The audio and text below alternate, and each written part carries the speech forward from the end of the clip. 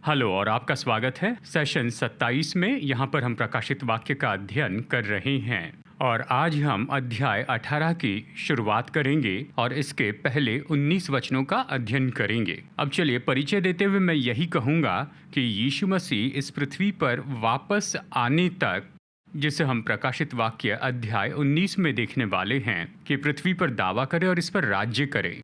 Bible स्पष्ट बताती है कि शैतान तो इस पृथ्वी का सरदार होगा। पहला यूहन्ना अध्याय 5 वचन 19 कहता है, हम जानते हैं कि हम परमेश्वर से है और सारा संसार उस दुष्ट के वश में पड़ा है। इस तरह से कहता है। देखिए, संसार का मूल्य और उसका सिस्टम और उसके सारे इंस्टीट्यूशन ये तो प्रभावित हुए हैं और कुछ केसेस में शैतान के द्वारा चलाए जाते हैं। विश्वासी के नाते हमें इस संसार में जीने के लिए तो बुलाया है, लेकिन हम इस संसार के नहीं हैं। हमें उन मूल्यों को, इंस्टीट्यूशन और सिस्टम को स्वीकार नहीं करना चाहिए जो शैतान के मार्गदर्शन में चलते हैं। हमें उसे स्वीकार नहीं करना चाहिए। हम यहाँ पर देख रहे हैं कि क्लेश काल के समय में क्या चल रहा है, कि आत्मा से भरी हुई पूरी कलीसिया संसार से उठा ली जाएगी और उस समय संसार की राजनीति और आर्थिक व्यवस्था पूरी तरह से वश में होगी शैतान के, और वो भी ख्रिस्त विरोधी द्वारा। जब यीशु मसीह की कलीसिया पृथ्वी पर से उठा ली जाएगी तो इस पृथ्वी पर रहने वाले ज्यादातर लोग, यानी क्लेश काल के समय में, वो केवल संसार के मार्गों को स्वीकार ही नहीं करेंगे, लेकिन इससे प्रेम करेंगे। हम इस लेसन में सीखेंगे कि क्लेश काल के दूसरे आधे भाग में यीशु मसीह तो शैतान के द्वारा चलाए जाने वाले इस संसार की अर्थव्यवस्था और राजनीति को पूरी तरह नाश करेंगे। ये सब होने के पहले परमेश्वर अपने स्वर्गदूत के द्वारा परमेश्वर के लोगों को चेतावनी देंगे, क्लेश काल के संतों और यहूदी लोगों को, कि वो खुद को अलग रखें शैतान के इस पूरे सिस्टम से जो कि विनाश होने वाला है। उस पर विनाश आएगा। आज हम जो विश्वासी हैं, हमें वचन से इसी तरह की चेतावनी प्राप्त होती है। ये बिल्कुल उसी के जैसे है कि हमें निश्चय ही अलग रहना है संसार से और उसके सिस्टम से, जो कि राजनीतिक है और अर्थव्यवस्था का है। अध्याय 18 जिसका आज हम अध्ययन करेंगे, हम यहाँ पर देखेंगे कि परमेश्वर का न्याय मानवता के बलवे के ऊपर में यहाँ पर आता है। इस तरह से यहाँ बताया गया है उसके कमर्शियल और राजनीतिक सिस्टम पर। लेसन 26 में हमने अध्याय 17 से देखा है, परमेश्वर निपटते हैं उस धार्मिक सिस्टम से जिसे बेबीलोन के रूप में बताया गया है, ऐसा संसार जो प्रभु से दूर है। और इस लेसन में हम देखेंगे कि परमेश्वर अपना ध्यान कमर्शियल और पॉलिटिकल सिस्टम की ओर देंगे जिस पर शैतान का प्रभाव है। इस लेसन में हम 3 बातें देखेंगे। पहली बात हम देखते हैं कि स्वर्गदूत ये चेतावनी देता है कि जो बेबीलोन है वो तो गिर चुका है। और फिर हम देखेंगे कि परमेश्वर की बुलाहट क्लेश काल के संतों पर है जो कि उस समय इस पृथ्वी पर होंगे, कि वो खुद को संसार के सिस्टम से अलग कर दें। और फिर अंत में हम देखेंगे कि कैसे संसार शोक करता है संसार के सिस्टम के विनाश के ऊपर, जो इस वचन में बेबीलोन के रूप में बताया गया है। तो अभी आइए इस समय हम अध्याय 18 से वचन 1 से 8 तक पढ़ते हैं और फिर अपने बाइबल अध्ययन में आगे हम वचन 9 से वचन 19 तक पढ़ेंगे। वचन 1 में हम पढ़ते हैं, इसके बाद मैंने एक स्वर्गदूत को स्वर्ग से उतरते देखा, जिसे बड़ा अधिकार प्राप्त था और पृथ्वी उसके तेज से चमक उठी। उसने ऊंचे शब्द से पुकार कर कहा, गिर पड़ा, बड़ा बेबीलोन गिर गया है। वो दुष्ट आत्माओं का निवास और हरेक अशुद्ध आत्मा का अड्डा और हरेक अशुद्ध और घृणित पक्षी का अड्डा हो गया, क्योंकि उसके व्यभिचार की भयानक मदिरा के कारण सब जातियां गिर गई हैं और पृथ्वी के राजाओं ने उसके साथ व्यभिचार किया है और पृथ्वी के व्यापारी उसके सुख विलास की बहुतायत के कारण धनवान हुए हैं। फिर मैंने स्वर्ग से एक और शब्द सुना, हे मेरे लोगों, उसमें से निकल आओ कि तुम उनके पापों के भागी न हो और उसकी विपत्तियों में से कोई तुम पर आ न पड़े, क्योंकि उसके पापों का ढेर स्वर्ग तक पहुंच गया है और उसके अधर्म परमेश्वर को स्मरण आए हैं। जैसा उसने तुम्हें दिया वैसे उसको दो, उसके कामों के अनुसार उसे 2 गुना दो। जिस कटोरे में उसने भर दिया था उसके लिए 2 गुना भर दो। जितनी उसने बढ़ाई की और सुख विलास किया उतनी उसको पीड़ा और शोक दो, क्योंकि वो अपने मन में कहती है, मैं रानी हो बैठी हूँ, विधवा नहीं और शोक में कभी न पड़ूंगी। इस कारण एक ही दिन में उस पर विपत्तियां आ पड़ेगी, अर्थात मृत्यु और शोक और अकाल, और वो आग में भस्म कर दी जाएगी, क्योंकि प्रभु परमेश्वर शक्तिमान है। वचन 1 में हम एक और स्वर्गदूत के बारे में यहाँ पर देखते हैं जो नीचे आता है और बेबीलोन के गिरने के बारे में घोषणा करता है। यह हमें बताता है यहाँ पर अध्याय 18 में जो स्वर्गदूत घोषणा करता है ये तो अलग है उस स्वर्गदूत से जिसने धार्मिक बेबीलोन के नाश की घोषणा की, जिसे हमने अध्याय 17 में देखा। और हम वचन 1 में ये भी देखते हैं कि जो घोषणा अध्याय 18 में की गई है, यहाँ बताया है कि इसके बाद में ये कहता है। इसका मतलब है अध्याय 17 में जो घटनाएं हुई ये उसके बाद में होती हैं। इससे हम ये निष्कर्ष निकाल सकते हैं कि प्रभु जो है वो तो धार्मिक बेबीलोन से निपट लेते हैं, इसके पहले कि वो आर्थिक और राजनीतिक बेबीलोन को नाश करे। अध्याय 17 और अध्याय 18 से ये बात तो स्पष्ट है, ये 2 अलग घटनाओं के बारे में कहता है, क्योंकि ये जो पृथ्वी के राजा हैं वो तो यहाँ पर धार्मिक बेबीलोन के नाश होने के लिए सहमत होते हैं।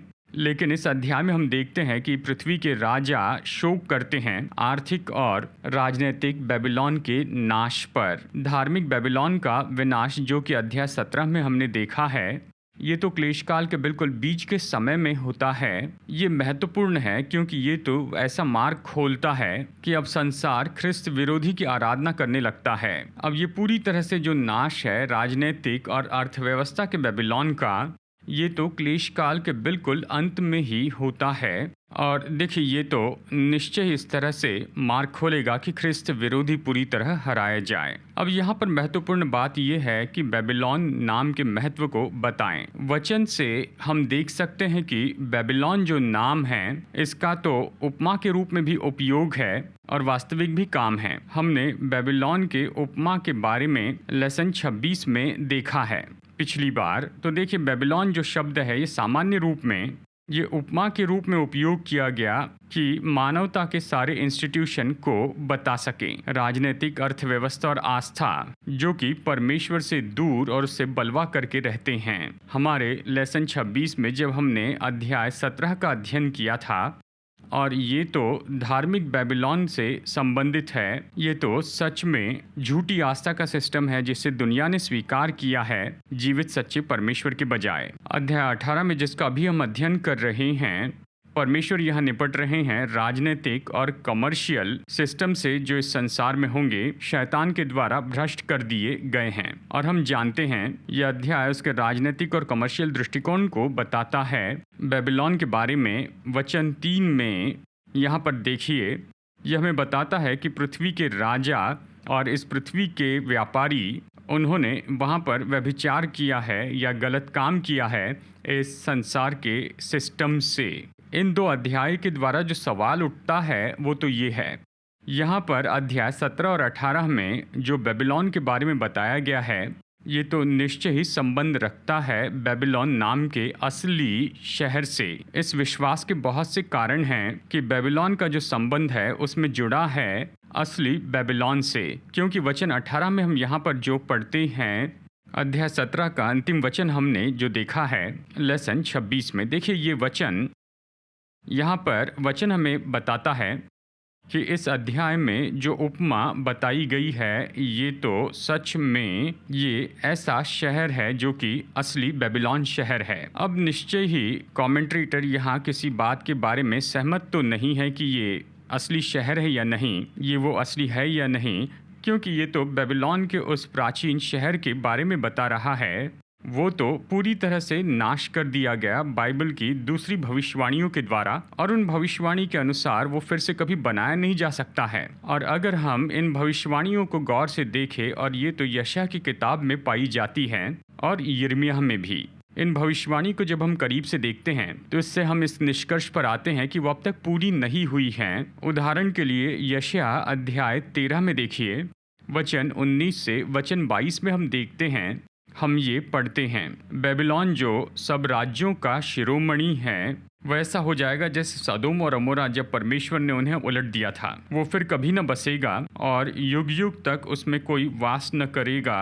अरबी लोग भी उसमें डेरा खड़ा न करेंगे और न चरवाहे उसमें अपने पशु बैठाएंगे। वहाँ जंगली जंतु बैठेंगे और उल्लू उनके घरों में भरे रहेंगे। वहाँ शतुरमुर्ग बसेंगे और जंगली बकरे वहाँ नाचेंगे। उस नगर के राजभवनों में हुंडार और उसके सुख विलास के मंदिरों में गीधड़ बोला करेंगे। उसके विनाश का समय निकट आ गया है और उसके दिन अब बहुत नहीं रहे। फिर एक और भविष्यवाणी है जो बेबीलोन के पूरे विनाश के बारे में बताती है। ये पाई जाती है यिर्मयाह में अध्याय 51 वचन 24 से 26 में हम पढ़ते हैं। यहाँ पर लिखा है, मैं बेबीलोन को और सारे कसदियों को भी उन सब बुराइयों का बदला दूंगा जो उन्होंने तुम लोगों के सामने सियोन में की है। यहोवा की यही वाणी है। हे नाश करने वाले पहाड़ जिसके द्वारा सारी पृथ्वी नाश हुई है, यहोवा की ये वाणी है कि मैं तेरे विरुद्ध में हूँ और हाथ बढ़ाकर तुझे ढांगों पर से लुढ़का दूंगा और जला हुआ पहाड़ बनाऊंगा। लोग तुझसे न तो घर के लिए पत्थर लेंगे और न नींव के लिए, क्योंकि तू सदा उजाड़ रहेगा। यहोवा की यही वाणी है। और फिर बाद में यिर्मयाह के इसी अध्याय में कि कोई भी बेबीलोन के उस प्रांत में फिर न बसेगा, इस तरह कहा है।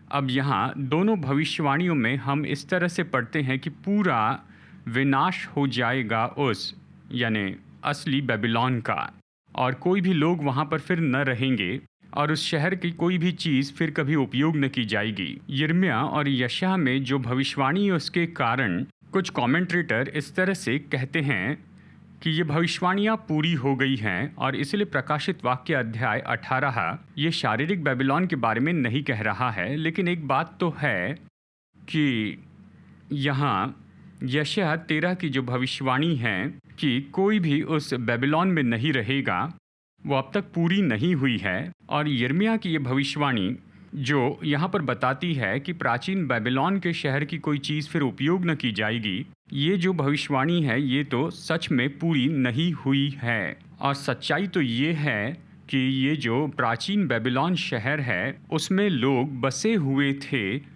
और आज भी वर्तमान में वहाँ पर लोग बसे हुए हैं। और यिर्मयाह की जो भविष्यवाणी बताती है उसके विपरीत प्राचीन बेबीलोन शहर की जो वस्तुएं हैं ये तो सच में उपयोग किए गए हैं 6 अलग अलग शहरों को बनाने में जो कि बेबीलोन के बाद में आए। और इसमें तो बगदाद का शहर भी है जो कि प्राचीन बेबीलोन से उत्तरी दिशा में 50 मील की दूरी पर है। अब हमारे संदर्भ वचन 8 में जिसे हमने पहले पढ़ लिया है, हम यहाँ पर पढ़ते हैं कि बेबीलोन शहर जो है वो तो पूरी तरह से जला दिया जाएगा, बिल्कुल सदोम और अमोरा के जैसे। और ये तो बेबीलोन के इतिहास में अब तक नहीं हुआ है। और इन्हीं सभी कारणों के कारण हम ये निष्कर्ष निकाल सकते हैं कि जो भविष्यवाणी यशायाह अध्याय 13 में लिखी गई है और यिर्मयाह अध्याय 51 में ये जो भविष्यवाणियाँ हैं ये अब तक पूरी नहीं हुई है और ये तो निश्चय आने वाले समय में पूरी हो जाएगी, क्लेश काल के समय में, जैसे कि हमारे संदर्भ वचन में बताया गया है। प्रकाशित वाक्य 18 में यह हमें बताता है कि जैसे हम आगे बढ़ रहे हैं क्लेश काल के इस समय में कि निश्चय इस तरह से किया जाएगा कि लोगों को वहाँ पर जमा किया जाएगा बेबीलोन के इस असली शहर में जो कि सामर्थ का केंद्र होगा इस क्लेश काल के समय के संसार में। तो इससे हम यही कहेंगे कि प्रकाशित वाक्य 18 में जो बेबीलोन शहर बताया है ये तो दोनों हैं, यानी ये तो शारीरिक शहर के बारे में है जो कि राजनीति और लेन देन का केंद्र होगा क्लेश काल के समय में। और निश्चय ही ये तो दर्शाने वाला है मनुष्य के उन सारे सिस्टम के लिए जो कि परमेश्वर को छोड़कर अस्तित्व में हैं और शैतान के मार्गदर्शन में चलते हैं। और अगर आज हम अपनी दुनिया में देखें तो हम ऐसे बहुत से सबूत देखते हैं कि पॉलिटिकल सिस्टम का ग्लोबलाइजेशन हो रहा है, जैसे कि यूएन और वर्ल्ड इकोनॉमिक फोरम, और साथ ही ऐसे इकोनॉमिक सिस्टम जो कि एक साथ में आए हैं जैसे मॉनिटरी यूनियंस और इंटरनेशनल बैंकिंग कन्वेंशन। ये सब आज यहाँ पर अस्तित्व में हैं। अब हम आगे बढ़कर वचन 4 से 8 में देखेंगे। यहाँ पर हम देखते हैं कि परमेश्वर का स्वर्गदूत पुकार रहा है वहाँ क्लेशकाल के संतों को और यहूदियों को कि वो खुद को संसार के सिस्टम से अलग कर दे जो कि नाश किए जाने वाले हैं प्रभु के द्वारा। देखिए यहाँ पर वचन 4 में हम देखते हैं, फिर मैंने स्वर्ग से एक और शब्द सुना, हे मेरे लोगों, उसमें से निकल आओ कि तुम उसके पापों में भागी ना हो और उसकी विपत्तियों में से कोई तुम पर आ न पड़े।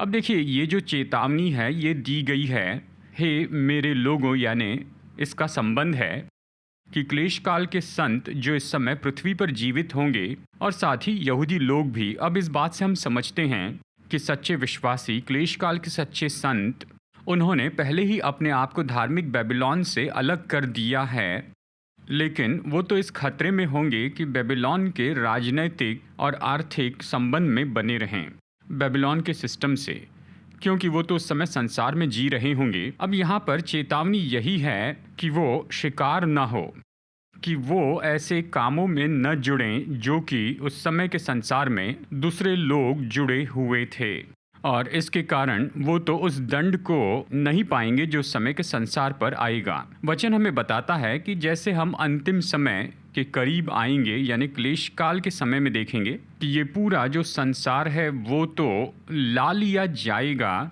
और ये तो उस तरह के मानो आदी हो जाएंगे उन सारी चीज़ों से जो संसार परमेश्वर से हट कर देता है। और देखिए संसार की धन संपत्ति और आनंद जो कि संसार में है, इसका बड़ा प्रभाव है कि वो लोगों को अपने भीतर लेकर आता है, और यहाँ तक कि जो लोग प्रभु यीशु पर विश्वास करते हैं वो इन बातों के द्वारा खींचे जा सकते हैं। प्रेरित पौलुस बताता है कि कैसे ये संसार आकार पाएगा इन धन संपत्ति और आनंद के द्वारा, जैसे हम अंतिम समय के निकट आएंगे। दूसरा तिमोथियुस अध्याय 3 में इस अध्याय के पहले 5 वचन, दूसरा तिमोथियुस अध्याय 3 वचन 1 से 5 तक हम पढ़ते हैं, पर ये स्मरण रख कि अंतिम दिनों में कठिन समय आएंगे, क्योंकि मनुष्य स्वार्थी, लोभी और डींगमार, अभिमानी और निंदक, माता पिता की आज्ञा टालने वाले, कृतज्ञ, अपवित्र, दया रहित, क्षमा रहित,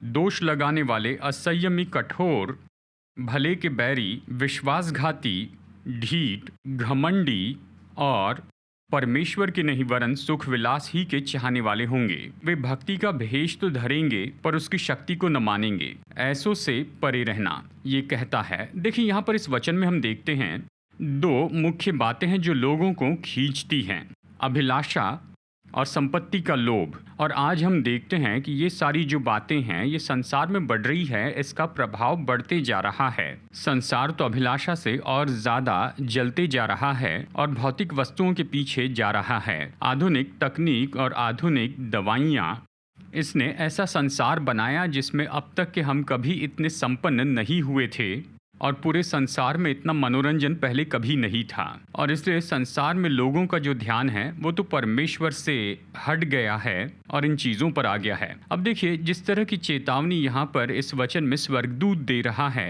क्लेश काल के विश्वासियों को, और ये तो बिल्कुल मिलती जुलती है उसी तरह की चेतावनी से जिसमें आज हम कलीसिया या विश्वासी के रूप में जी रहे हैं, जो परमेश्वर ने हमें अपने वचनों में दी है। कलीसिया के युग में हर एक उम्र का जो व्यक्ति है उन्हें चेतावनी दी गई है। पहला यूहन्ना अध्याय 2 वचन 15 और वचन 16 में। इन वचनों में हम पढ़ते हैं, तुम न तो संसार से न संसार में की वस्तुओं से प्रेम रखो। यदि कोई संसार से प्रेम रखता है तो उसमें पिता का प्रेम नहीं है, क्योंकि जो कुछ संसार में अर्थात शरीर की अभिलाषा, आँखों की अभिलाषा और जीविका का घमंड, वो पिता की ओर से नहीं परंतु संसार ही की ओर से है। अब ये बहुत ही सटीकता से यहाँ पर यीशु मसीह पर विश्वास करने वालों से कहता है।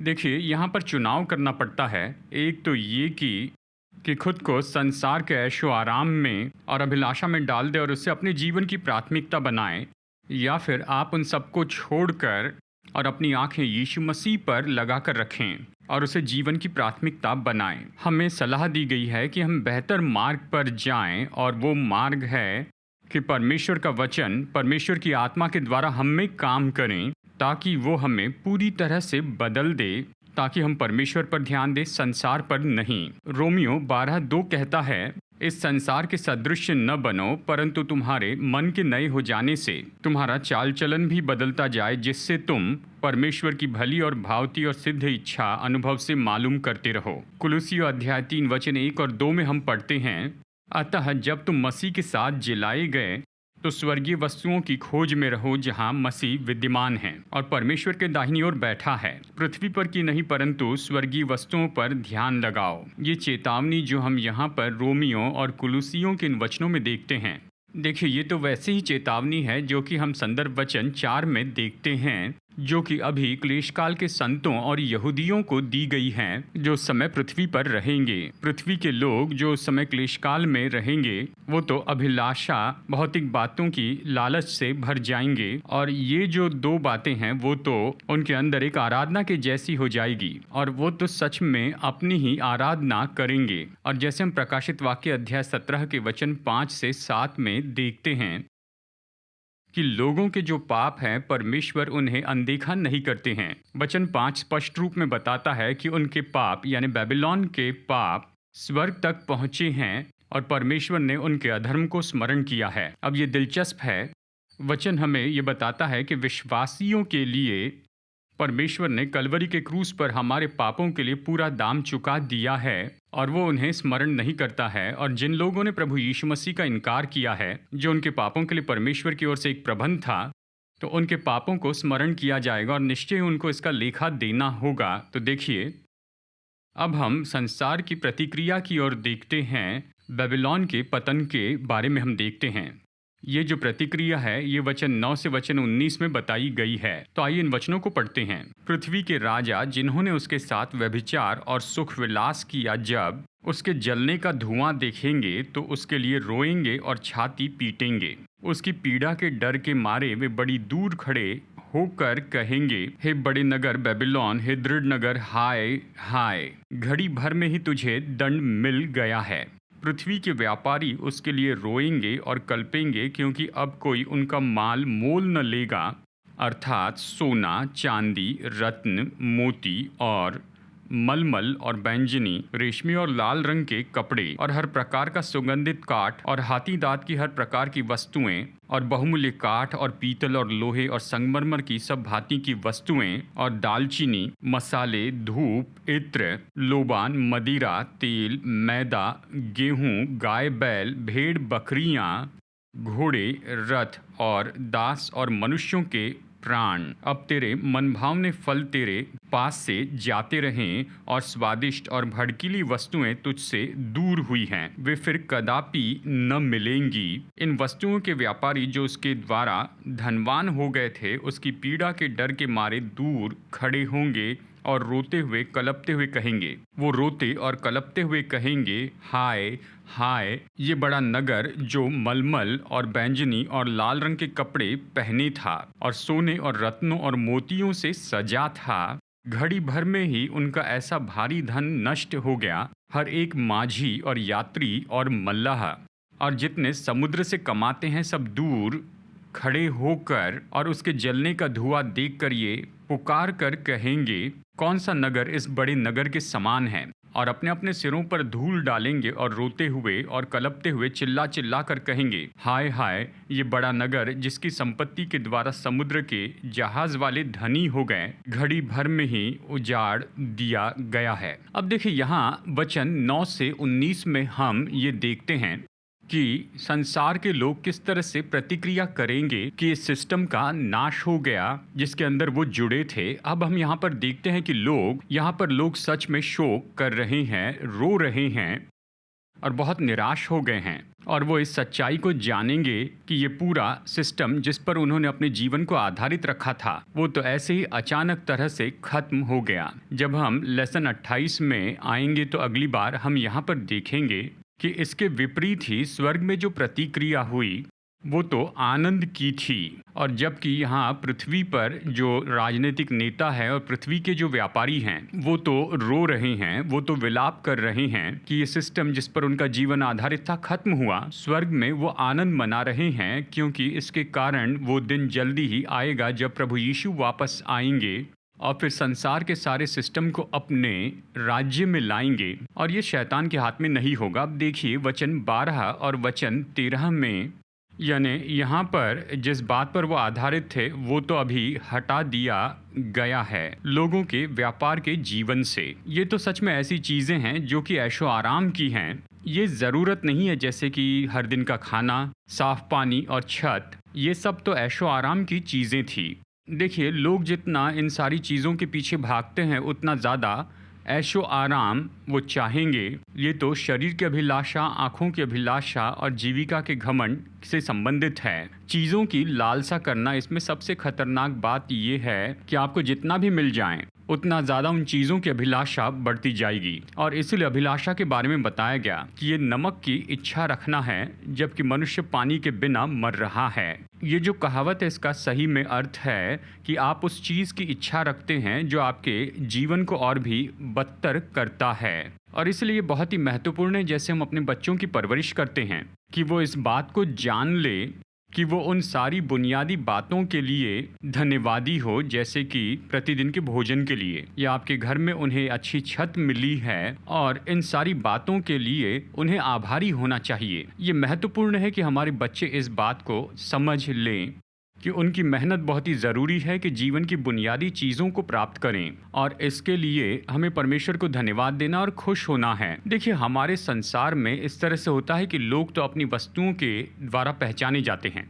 वो कौन सी कार चलाते हैं, वो किस घर में रहते हैं, किस जगह पर रहते हैं, और वो कौन से कपड़े पहनते हैं। देखिए ये सारी चीज़ उस व्यक्ति की पहचान नहीं है। ये चीज़ें कई बार उस असली व्यक्ति के मार्ग में रुकावट होती हैं। देखिए अध्याय 18 के वचन 13 में एक दिलचस्प बात बताई है, और यहाँ पर ये जो सूची है जहाँ पर ये सारी ऐशो आराम की चीज़ें हैं जो कि बेची जा रही हैं, हम वचन 13 के अंत में देखते हैं मनुष्य के शरीर और उनके प्राण। अब देखिए जिन दिनों में प्रेरित यूहन्ना जीवित था वो तो रोमी शासन का प्रांत था, और रोमी साम्राज्य में लाखों लाखों गुलाम थे।